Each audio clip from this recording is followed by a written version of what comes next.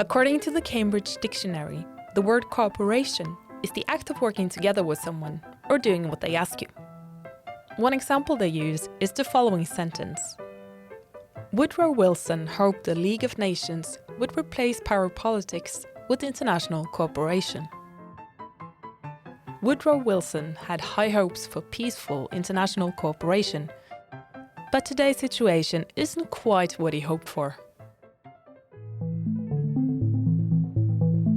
Donald Trump in his second presidential term, Russia's brutal war on Ukraine, and great power rivalry are just some of the factors that have had an influence on how countries can work together. In addition, several multilateral organizations are being criticized for a lack of efficiency in solving issues. In the midst of this, the EU and other institutions are working to maintain international cooperation on one hand and adjusting to the new reality on the other. In a time where uncertainty reigns, we must ask ourselves, is the era of cooperation coming to an end? You are listening to the NUPI podcast, The World Stage, and in this episode we will look at the state of international cooperation, both between countries and in different institutions and organizations. We will also visit Johannesburg to investigate what the state of international cooperation looks like from a South African point of view. My name is Marie Vuurhoofdam. John Karlsrud is a research professor at NUPI, and he's been working on international cooperation in general and the UN specifically for several decades. And I am curious, what is John's view of the world right now? It's quite bleak, to be honest. We have, of course, war in Ukraine. We have a conflict in Gaza. We have President Trump that is basically cutting funds from the UN, from other multilateral organizations, stopping cooperation, pulling out. There's geopolitical rivalry between the US, China, Russia. A lot of meetings in the UN Security Council, but little gets done. I think last year they had a record number of meetings, but the fewest resolutions since 1991. So I guess that gives you kind of an overall picture. Cooperation is difficult. States are moving towards more informal forms of cooperation. So there's a lot of cooperation, but what we see is that there's more cooperation in smaller arenas, in more informal groups, clubs, if you will. Perhaps less multilateralism and more minilateralism. It's been ongoing for 20 years, I would say, but maybe accelerated as geopolitical rivalry has become more intense. John has, for the past 2 years, once again been deep diving into the world of international institutions. This time he is leading an EU project on the topic, and the goal is to provide the European Union with a toolbox to better navigate the world of institutions. The project is called the EU Navigating Multilateral Cooperation, or Navigator for short. Here, they aim to compare how cooperation is evolving across different issues, like climate change, digitalization, and security, to name a few. So the main goal is to better understand how the world is changing and what steps that are needed to take that states like Norway or groups of states like the EU need to take to try to preserve multilateral cooperation, whether in the form of international institutions or in other shapes, when that is more effective and still carries some of the same legitimacy. Weighing between legitimacy of international broad-based institutions on the one hand and effectiveness to solve the problems that we are facing on the other, that's two of the main kind of criteria I think that states have when they face global challenges. And then to assess this, we've kind of developed an analytical framework where we try to score or see how different forms of cooperation score on these kind of axis variables of formality, informality, how technical they are versus whether they're more normative. So are they operating on the ground, delivering services, or more guiding international cooperation? And whether they are open or closed. So open, we mean Can others than state actors participate? Or is it like mostly a state actor affair? The timing of the project is quite perfect. When we wrote the application, I guess that's back in 2022, we felt it was very relevant. There was already quite a few cooperation problems across a range of different issue areas. But then things kind of accelerated. And the last few years, now we're 2 years into the project, and we really think it's an exciting project to work on because it's so relevant to what is happening out there now. Some argue that the status of world politics right now might indicate that we are moving into some sort of an end of an era of cooperation. John, on the other hand, doesn't quite agree on this. I think we're definitely in a more an era of more rivalry, of kind of transactional approaches, as Trump very clearly is an example of. But that we are past an era of cooperation is I'm very doubtful of that. We might be moving into an era of more informality, of more clubs, of less emphasis on multilateral institutions. And that is, partially because the institutions that were set up to solve global challenges, they were set up to lower the transaction costs, so to speak, in creating solutions.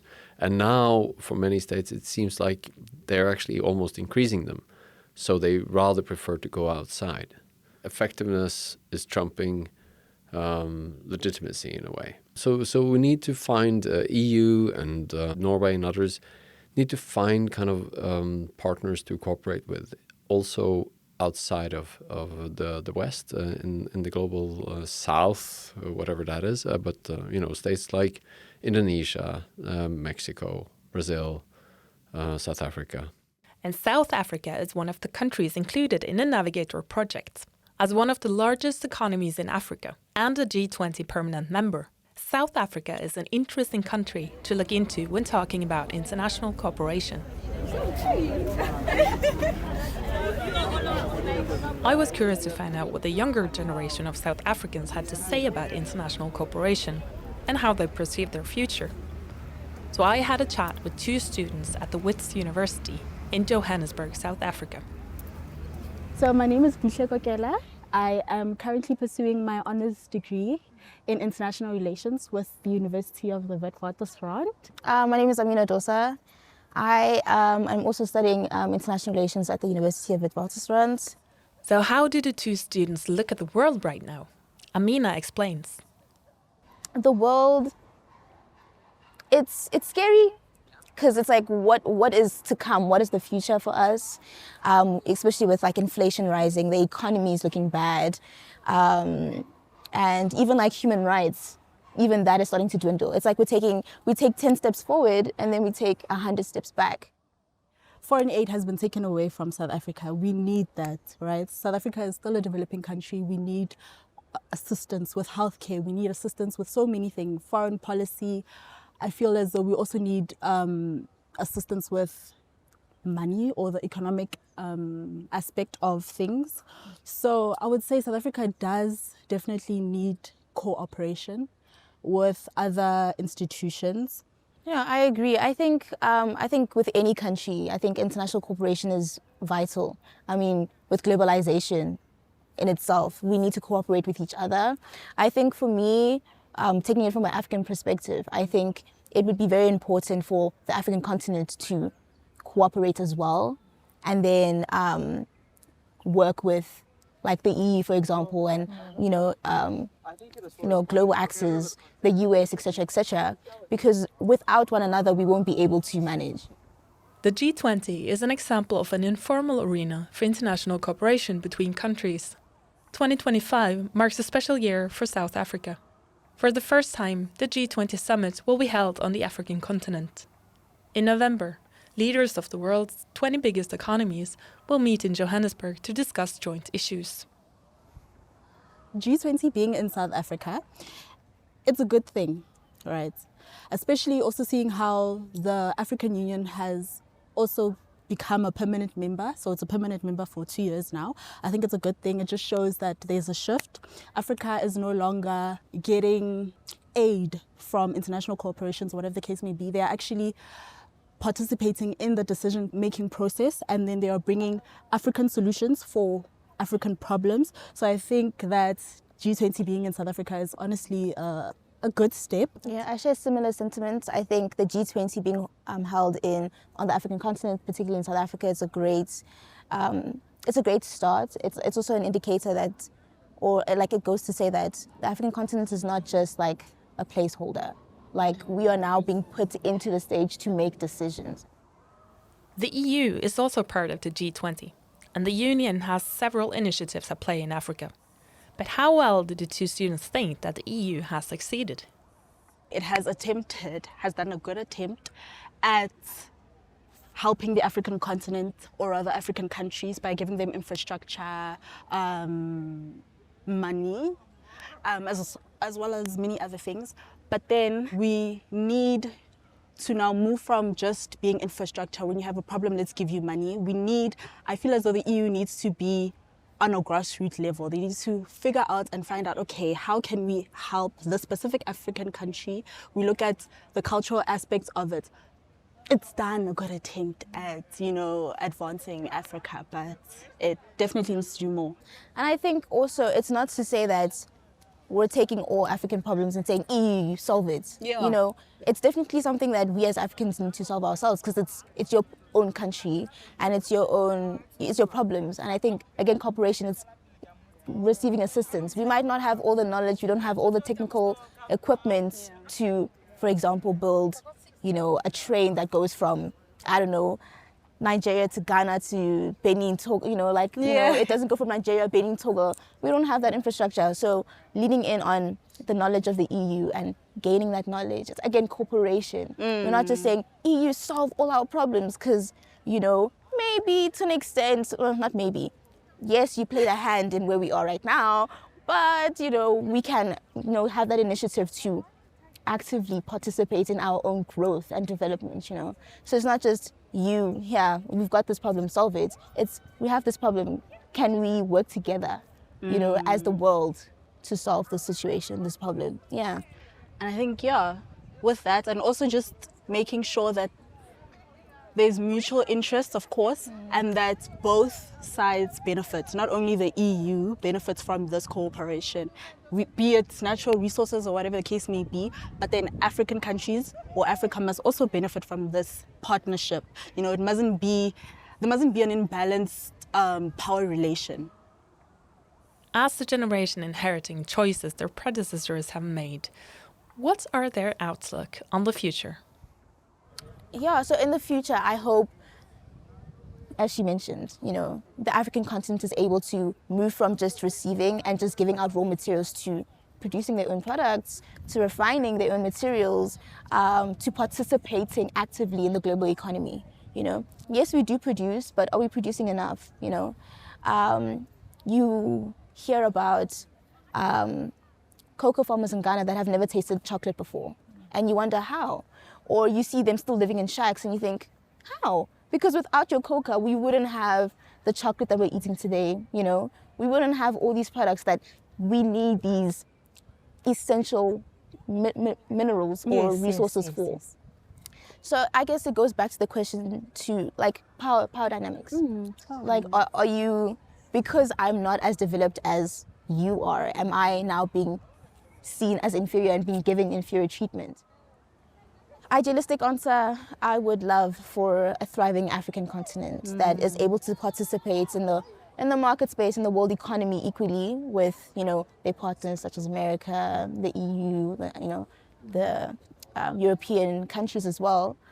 And Asia, I think, we want to, have a similar development structure as Asia. But again, Asia had a different development structure than the EU. So you can see that the structure that the West basically had was different to Asia, and it will not apply to us. So we would need figure it out. Exactly. Yeah. We would need to find an African solutions for African problems. So at the end of the day, that's our slogan.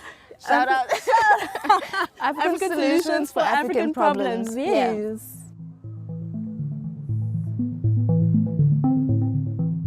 Sitembile Mbete is the director of the Public Affairs Research Institute located in Johannesburg. She is looking forward to seeing what can be achieved with the G20 summit in terms of cooperation between South Africa and the other members of the forum. Well, look, I think that South Africa is going to be convening the meeting at a very difficult time in global politics, and certainly the Trump administration had a bit of a shock and awe approach to its entry into its second administration this year, and so we don't know how much will have changed by November. And I think certainly what this year has shown us is that 4 months is a long time, very long time in global politics. And so in the next 6 months or so until the summit, very many things could have changed, not least we're not sure what's going to happen with the relationship between South Africa and the US, which is in a place of tension currently. And so part of the challenge, I think, for South Africa is trying to organize this summit to set an agenda, to use the discussions and the meetings that are going to take place between now and then in a way that's operating blind, because we're not really sure what will have changed by then. And I think the main role that South Africa is really going to have to play is of just a convener, of a broker, of putting people in one place and trying to facilitate constructive discussion with or without the US. Sitembile also underlines the importance of institutions for cooperation, not only in the context of the G20. Well, I think that international institutions, multilateral institutions, are more important than ever. And for me, that's for two reasons. The one is that the kinds of challenges that are facing us globally can't be solved by one country on its own. So everything from climate change to pandemic risk to, as we've seen, the fallout from the tariffs from the Trump administration, that the world has become so interconnected economically, in movement of people, but then also that, where actions in one place will change fundamentally the weather patterns in another. That those kinds of problems can't be solved unilaterally. They need to be done. The solution for them has to be multilateral by nature. And so whether or not you like globalization or not, whether you like international institutions, the kinds of problems that we're facing in the world can't be fixed by one country on its own. And that's just the reality, right? But I think then in the face of leadership belligerence, as we're seeing not just in the US but in many other places, it becomes even more important for those countries that have leaders that do still believe in multilateral cooperation, that believe in international institutions, to actually use those institutions and to give life to those institutions, because the institutions are only as effective as people using them. And then abiding by them, by whatever agreements are struck with that and within those institutions. And so I think it becomes even more important for those countries that still value multilateralism, that still value the institutional architecture of global governance that we have, to lean into using those institutions and in resolving problems and discussion through those institutions in order to challenge the resistance and the undermining of those institutions that we're seeing.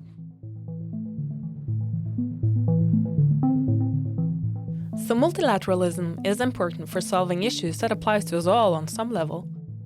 But what are we supposed to do then, when the climate for cooperation is becoming more challenging? Malte Brusi is a professor at the Wits University in Johannesburg. He explains that the current situation is changing quickly. Every now and then, really, history is moving very fast, and I think we're in that period where history is moving extremely fast at the moment. Yeah, the crisis of multilateralism, I think one can definitely have different perspectives on it. It is clear that from a more southern and African perspective, one can ask, wasn't multilateralism at crisis a long time before? Huh? So I think many people here would argue that, okay, there's not that much love lost when it comes to the big institutions, because quite often they are perceived as not being equitable in the first place, and needy of reforms for a long time. For decades, actually, we're speaking about UN Security Council reform and nothing has happened.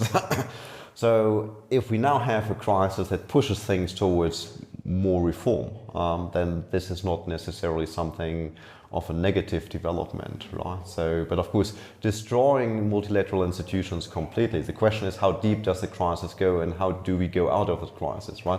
So if we destroy more, if more gets destroyed substantially, then building back better is also complicated, right? So with the geopolitical tensions at the moment between the great powers, well, there's no guarantee that once you dismantle an organization, you are capable of building something that is more effective. That's not guaranteed. And that's, I think, the more scary part for me, that, yeah, there's a crisis, but the perspectives of what do we build, what comes next, that is an open question. So what should other actors keep in mind when cooperating with other countries outside their own neighborhoods? To a certain extent, like both European countries as well as South Africa, have a genuine interest in a functional, effective multilateral world, right? But the question of equal partnership pops up again and again. So presenting something as a product of multilateral negotiations, or let's say deliberations, while it was all pre-manufactured in London and Paris or Berlin, is not something that would find automatic acceptance in South Africa. I think also not in other African countries. So this equal partnership part, I mean, this needs to be credible, and then I think much more can grow out here. Throughout this episode, the importance of multilateralism has been mentioned again and again. But what are the pros and cons of multilateralism versus bilateral agreements?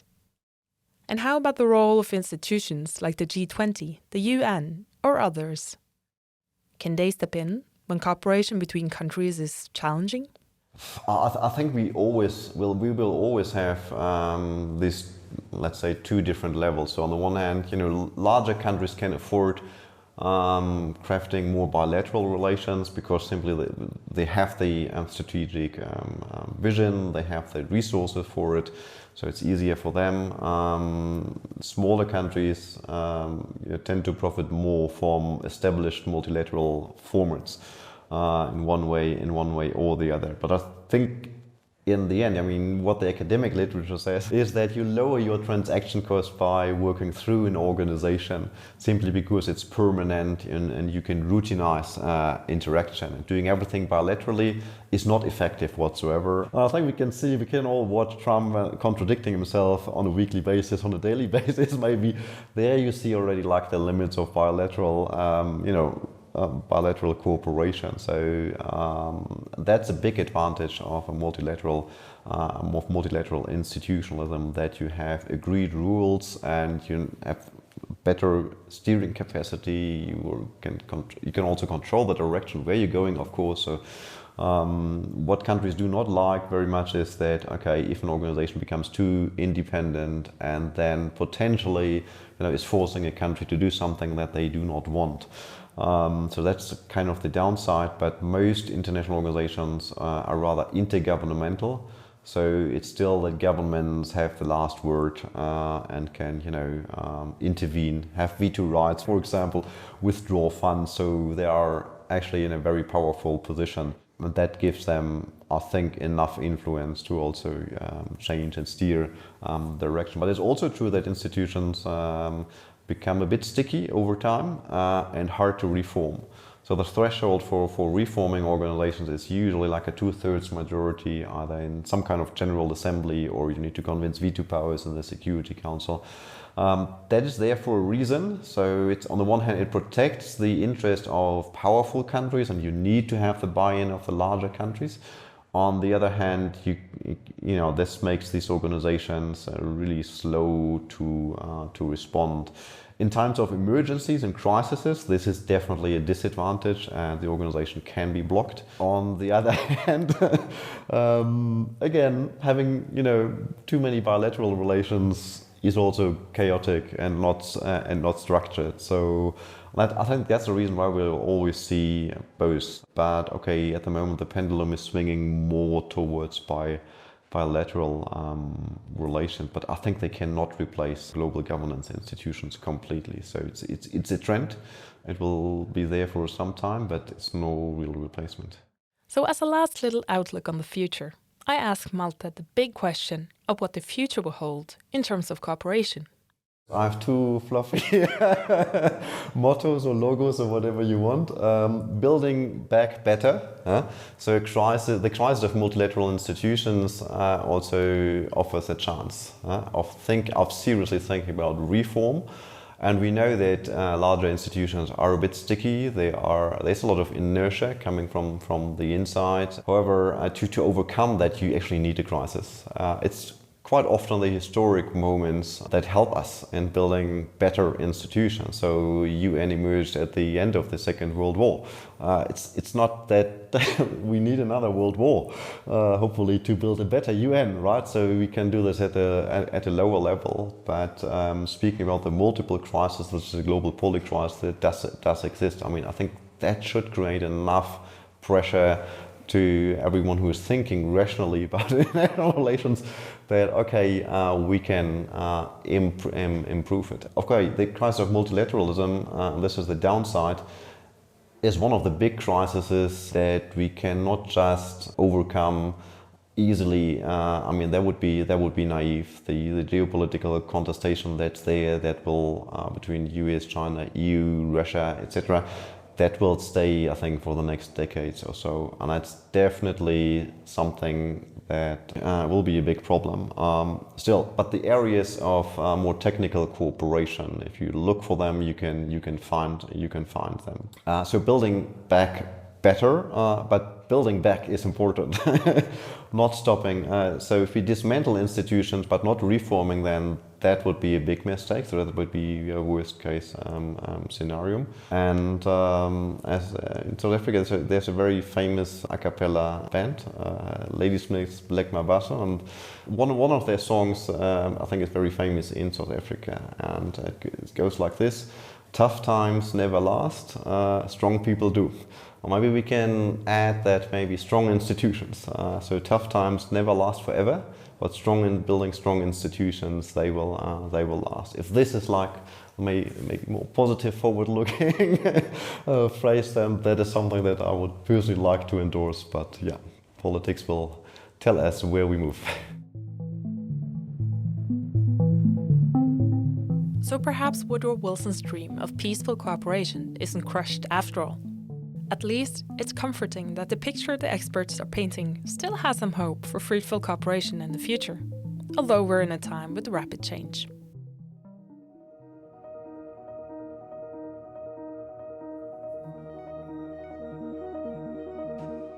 You have listened to an episode of the NUPI podcast, The World Stage. This episode has been a co-production between NUPI and the Navigator project. The project receives funding from the European Union's Horizon Europe Research and Innovation Programme. Make sure to subscribe to The World Stage wherever you're listening to podcasts.